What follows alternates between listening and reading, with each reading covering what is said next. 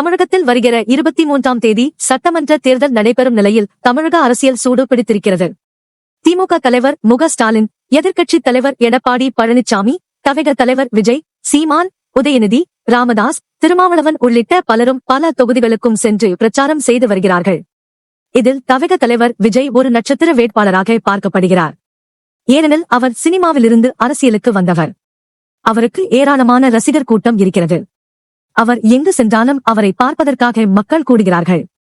நேற்று கூட அவர் கன்னியாகுமரிக்கு சென்றிருந்த போது அவரை பார்க்க பல ஆயிரம் மக்கள் கூடிவிட்டனர்.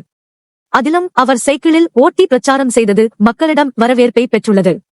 வருகின்ற சட்டமன்ற தேர்தலில் விஜயின் தமிழக வெற்றிக் கழகம் தனித்து போட்டியிடுகிறது. இந்நிலையில் செய்யூறு தொகுதியின் விடுதலை சிறுத்தை கட்சி வேட்பாளரை ஆதரித்து நேற்று திருமாவளவன் பிரச்சாரம் மேற்கொண்டார். அப்போது, நாம் போட்டியிடும் 8 தொகுதிகளிலும் வெற்றி பெற வேண்டும். அதில் செய்யூர் முதலாவது தொகுதியாக இருக்க வேண்டும். வாக்குகள் சிதறாமல் பார்த்துக் கொள்ள வேண்டும். ஒருவேளை பழனிசாமி முதல்வரானால் 2 மாதங்கள் கூட பாஜக பொறுத்துக் கொள்ளாது. பழனிசாமியை தூக்கிவிட்டு அண்ணாமலையை கூட அவர்கள் முதல்வராக நியமிப்பார்கள். அதேபோல விஜய் கூட்டணி இல்லாமல் தனியாக நிற்க சொன்னதும் பாஜகதான்.